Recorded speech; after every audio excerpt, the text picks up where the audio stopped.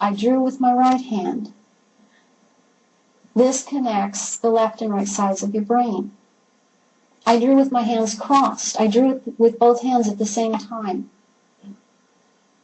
And it didn't matter what I drew. Things started to come out. When I started to do all of this, my family began to pressure me. Why are you doing this? There's nothing that happened to you. Why? You just need attention. You just want attention.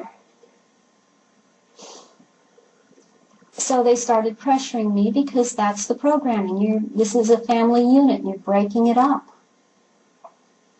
And they're told, Arizona here is breaking up your unit. You're all going to never be the same again. It's going to be a lot of pain. So they start pressuring you. All of those parts that they have start to pressure because they don't want to hurt. They know that there is pain. They don't know why they know that. They just know. I had no support from my family because they couldn't support me. I had no friends. Families like this, they're very apart from others. They're very isolative. So what I did is I went into therapy. Memories are layered. The first thing that comes out is your sexual abuse by a family member, friend, relative. That's what comes out. That's the way it's supposed to come out. You're supposed to be horrified and go, thank God, this is what it is. This is what it was the whole time. In my case, and there are others that go on after this, that isn't enough. It's still not right. And because I drew, and this is what I believe, because I drew pictures, and because those parts of me that couldn't say it could draw it, other things started coming out.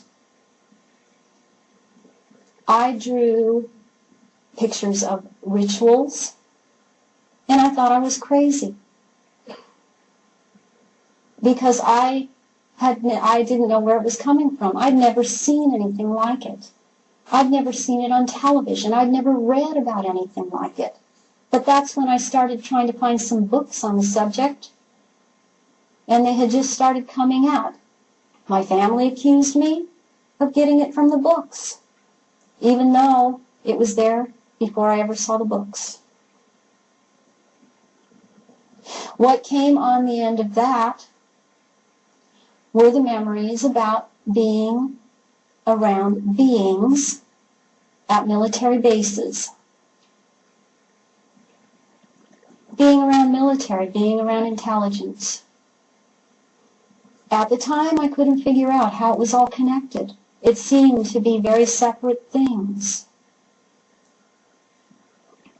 And I was myself very disconnected. All of those parts that I had were disconnected. And I really didn't want to talk about reptilians to the therapist or the psychiatrist because I did not want to be accused of being psychotic. Yet there they were in the rituals. I talked with other people that were having those memories also. They didn't want to talk about it either. But then some of them just figured it was drugs that they were given. Some of them figured they were being fooled with something dressed up in costumes. I had to go through all my years with trying to look at that, to be honest with myself.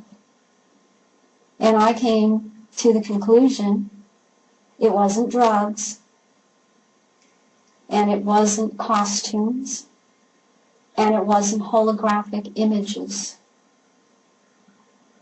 And I was not crazy.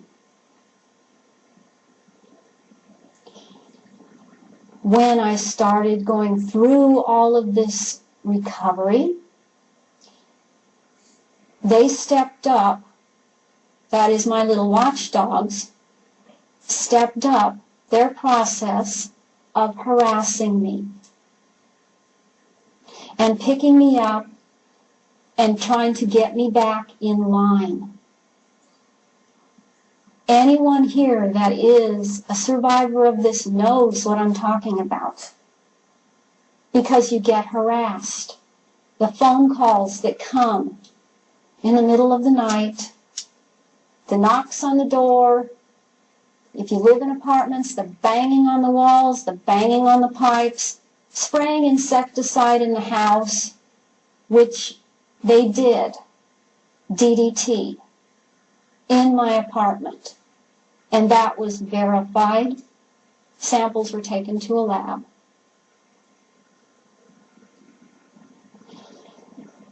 Being picked up and given drugs. Being beat up a few times. And I have photographs of what was done. The bruises took a year to go away. Being electroshocked. That was a favorite thing. Especially stepped up in the last... In 1998, they got me the worst. They got me so that I was having seizures. My therapist discovered it because she does a type of EEG biofeedback. She found it, and that I was having many small seizures. And she also had discovered a few years before that I was walking around in a delta state. I was wide awake, walking around delta state. What I know about that is that is the off switch for someone who is being used for psychic purposes by the government. They want you in a delta state. You're effectively off, and you're not utilizing the psychic channels. You're safe that way.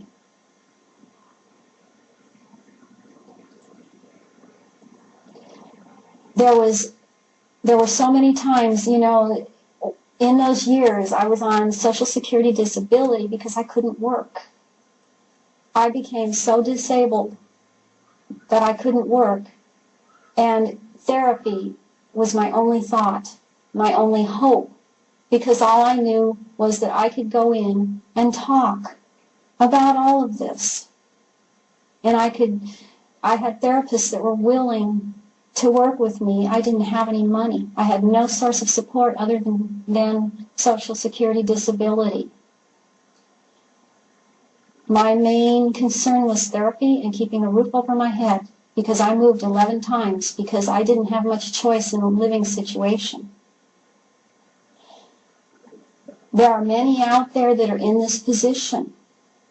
It's extremely hard because you don't have any support. And you have all of this harassment. Even now, people don't even have the option of therapy like I had it. There are many therapists that don't do this anymore because they're harassed for working with survivors. They're being very much harassed and watched.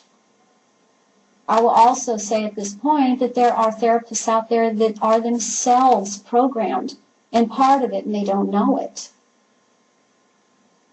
And it's a very sticky situation.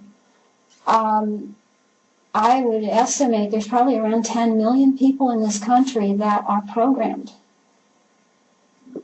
And they don't know it. Many don't know it.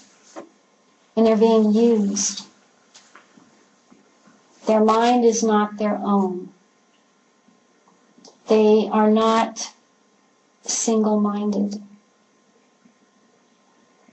They don't have the ability.